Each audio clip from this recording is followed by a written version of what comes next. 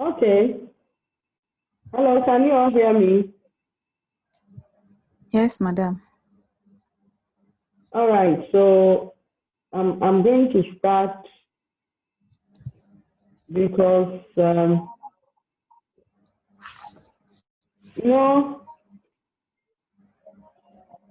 are going to start. We have 8 people. Should we wait for maybe 2 more people or so to join us? We have 8 people now. How many? You are supposed to be around 50, right? Hello?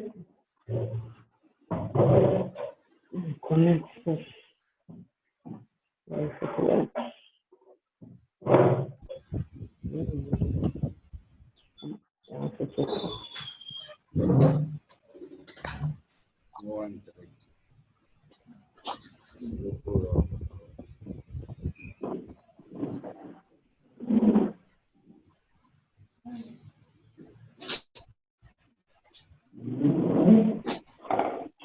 Is this a plant or maybe the light has come?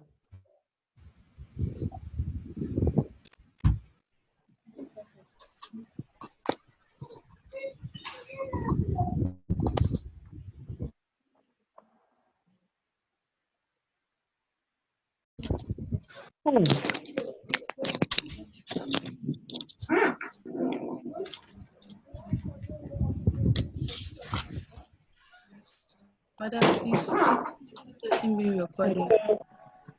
Hello? No, after. Hi. Yeah, someone was on the floor. Someone was asking something.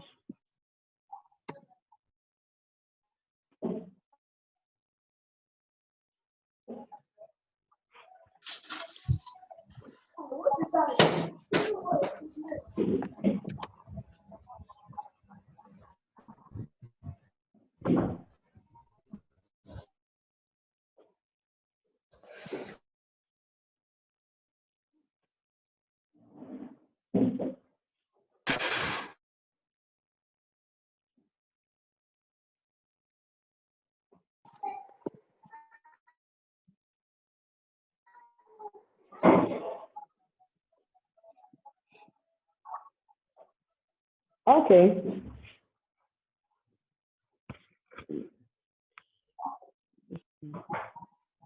Hi. Okay, so I want us to start now. Let's start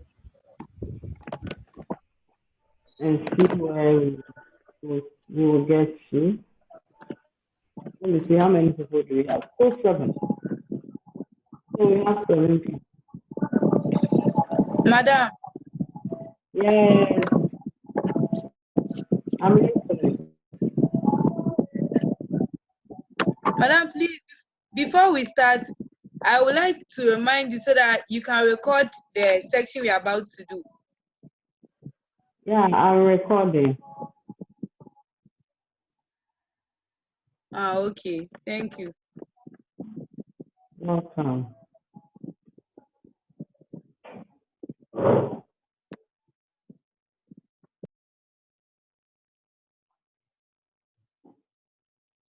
Okay. Okay. Let me start.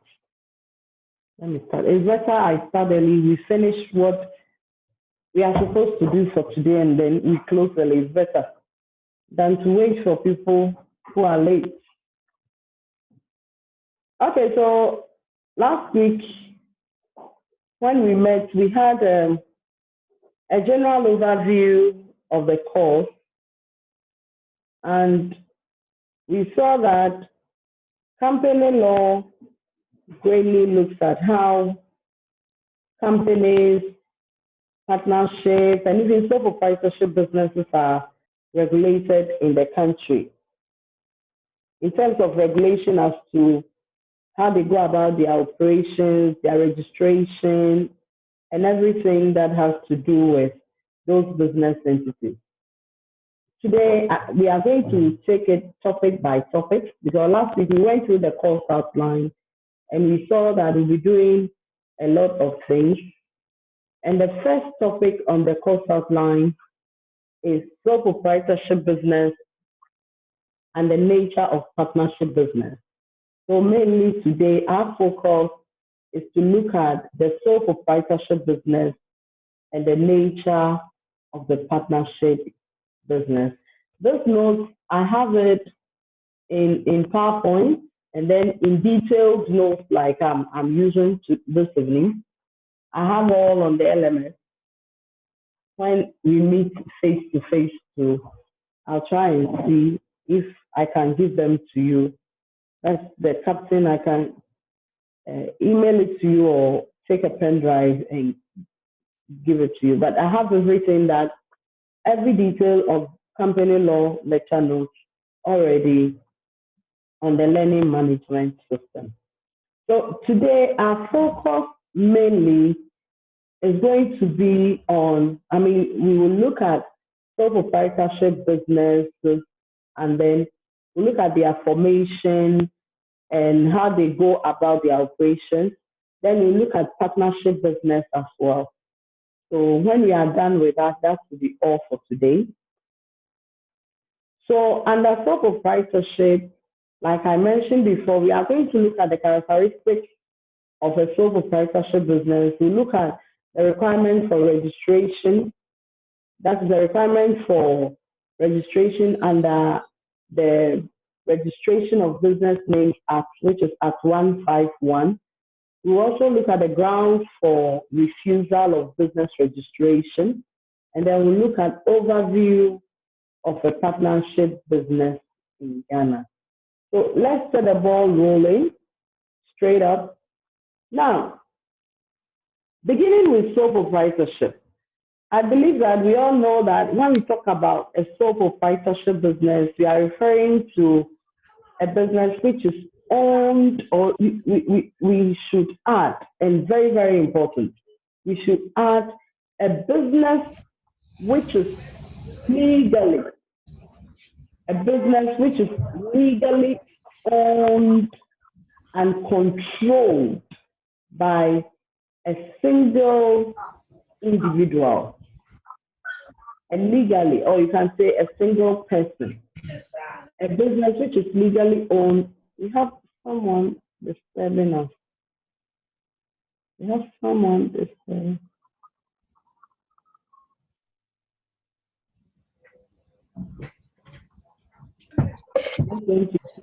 Galaxy, please mute your microphone.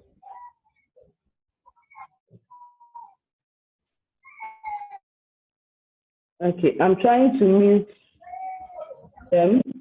Yeah. Please, if you know that your microphone is not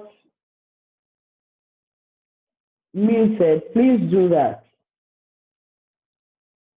Mute your microphone so that we can have a smooth.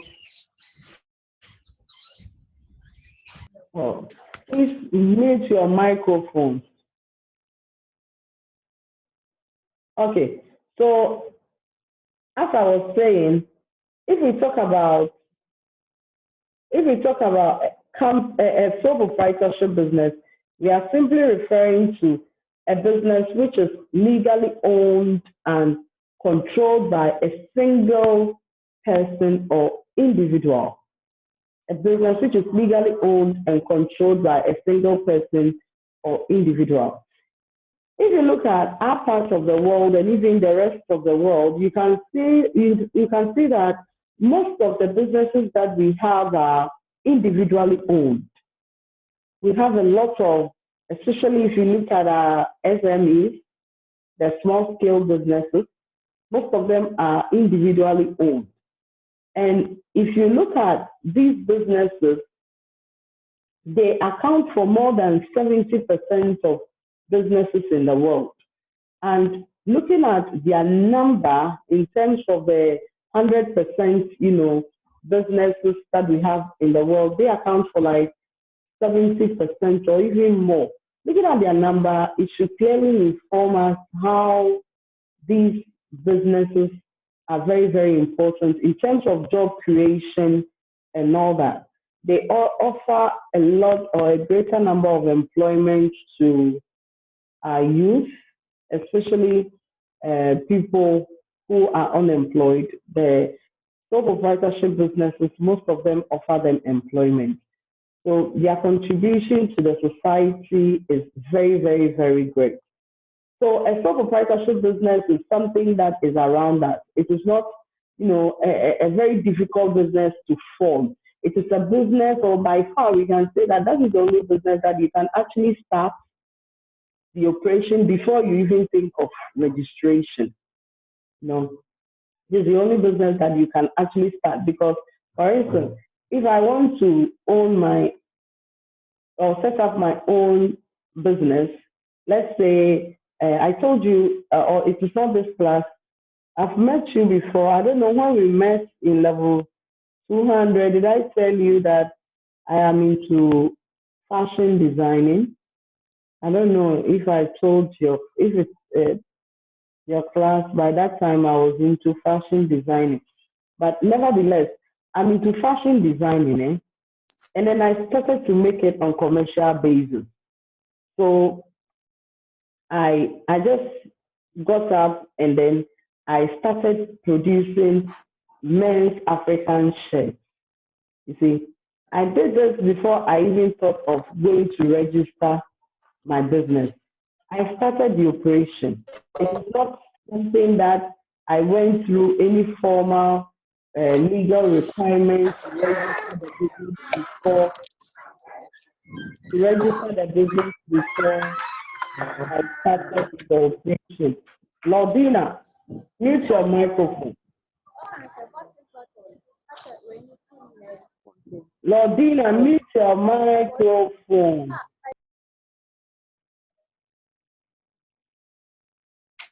Okay.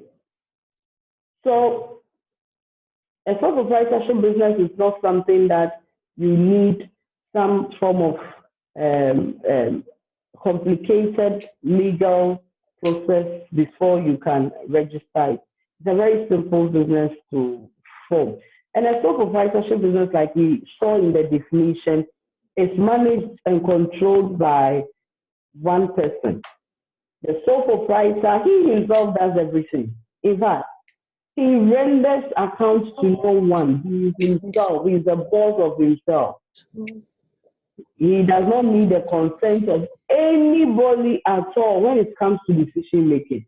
Everything that he decides to do, he does it. So today, he may come and say that, okay, I want to buy this particular car for the business. And he doesn't need the consent of anybody. You can be his accountant and you can be the one the one who is financially advising him.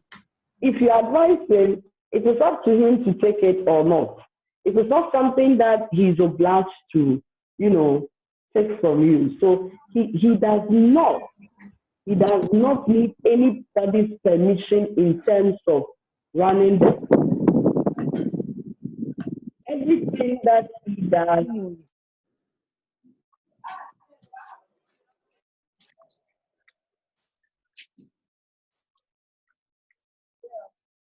Everything that he does is mute your microphone.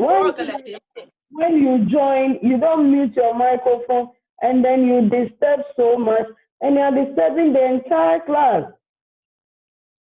The first thing you do when you join is to mute your microphone. If you do this, you disturb us. Okay. So, as I was saying, the sole proprietor is in charge of everything. And remember that everything that he does concerning his business, every decision that he takes, every other activity, how he goes about it, whatever he does is dependent solely, he relies solely on his skills and experience. And his skills and experience may be so limited that but he may never know that maybe he doesn't have enough experience. He believes that he can run his own business. That's why he set it up. So he doesn't listen to advice from anybody. So if you look at all the advantages that we've mentioned, or all the good things about sole proprietorship business, the fact that when you establish it, you don't have to share your profits with anybody. You don't have to listen to anybody to make your decisions or implement your decisions. Everything is at your sole discretion. You don't have to answer to anybody at the end of the day concerning any particular decision you took. Then you see that this will be a very good business to, operate. But looking at these advantages, we can even see some of them. Some of the advantages are themselves disadvantages, because if you have, for instance, the sole proprietor being limited to his skills and experiences to run the business, you can see this can also be a disadvantage in the sense that he will be doing things that he thinks, that he knows and that he thinks are the best way to go about his business, which may not be the best practice. But because he doesn't listen to advice, or he doesn't take opinions of other people, it becomes a problem, and this can even lead to the collapse of the business at the end of the day. Now, another thing too that we can think of is the fact that in most cases you realize that when the owner of the business dies, that is, when the owner of the business dies, the sole proprietor who actually established the business, when he dies, then the business tends to die with him or her. When the sole proprietor dies, the business normally, or in most cases, dies with him or her. Now, the reason why this happens, or this is the case, is that research has shown that in most cases, research has attributed two main reasons for the reason why when sole proprietors die, their business also die with them. One of them is that in most cases, these sole proprietors, they don't train successors. They don't train people who will take over the business when they are no more, or when they during their death. They don't train people who will take up the business running position. The reason why they don't do so is they are afraid to share their trade secrets. They are afraid. For instance, maybe you happen to be the niece of this particular sole proprietor, and then he picks you, trains you up, gives a trade secret, everything to you, and then you know this. You can never trust human beings. This person may use the knowledge to go and establish a similar business which will be competing against the sole proprietor's business. And this is one thing they fear most. So they rather keep their ideas in their head so that their secrets will always be known to them. But this is also a very bad situation, because then it means that when the owner dies, there will be nobody who knows the trade secret or how to go about running the business the way the sole proprietor himself does it. And that may lead the business to its doom. Now, another reason that accounts for the fact that when sole proprietors die, their businesses die with them, is the fact that even in cases where sole proprietors train successors, what happens is that when these successors take over the business in the demise of the sole proprietor, because these people were not the people who suffered from day one to bring the business into life, as in they were not the people who toiled to see the business running smoothly. They didn't suffer. They just came in at a time when the business is doing well, and all they come and do is to enjoy the proceeds of the business, mishandle the business funds, and by the time you realize, the business is already dying. So they come and they mess up the business assets and the business, funds in general. And this in most cases, lead to the collapse of the business. So these are some of the disadvantages that sole proprietorship business normally, go through. And these are some of the things that also account for their inability that's the business's inability to survive during the death.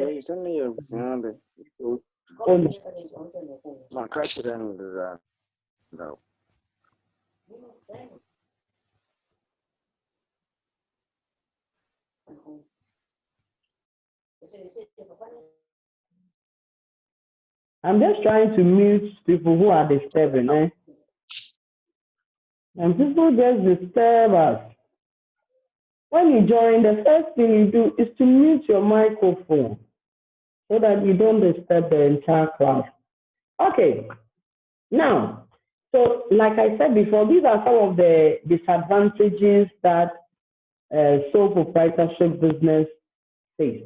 But it is very, very important. You see, we have seen what sole proprietorship businesses, what they are, some of the advantages and disadvantages that they enjoy and suffer from. Now, it is important we look at some characteristics of sole proprietorship business. What are the characteristics that make sole proprietorship business stand out, or that can be used to distinguish sole proprietorship business from that of partnership and companies? So we move on to characteristics of sole proprietorship business. Now, in terms of the characteristics of sole proprietorship business, they are a lot.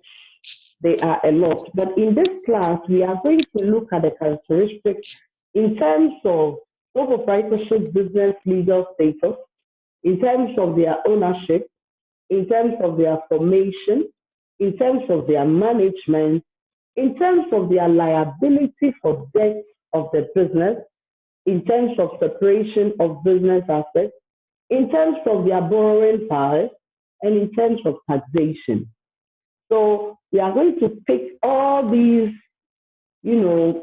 characteristics and then look at them one by one to fully understand what they are. We begin with the legal status. Now, when we say that a particular business has a legal status, then it means that the business is recognized in law as a separate body or a separate person who is quite distinct from the owner or the owners who established it. And this particular separate body or separate being who is quite distinct from the owner has the right to enter into contract or contract on their own behalf because they have the legal status. So legal status in law simply means you have the capacity to enter into contract. You are seen as a different body from the owner establishing the business, or the particular business in question is seen as a separate entity from the owner or owners establishing the business. But in terms of sole proprietorship business, we say that they lack legal status. That is, they do not have legal status, meaning that in a sole proprietorship business, we cannot separate the owner from the business. We cannot separate the owner from the business. It is very serious at my NDL. I am on UPSA campus and I tell you, we are having a lot of power fluctuations. The light goes off and then it comes, it goes off and then it comes. So let's continue anyway. If the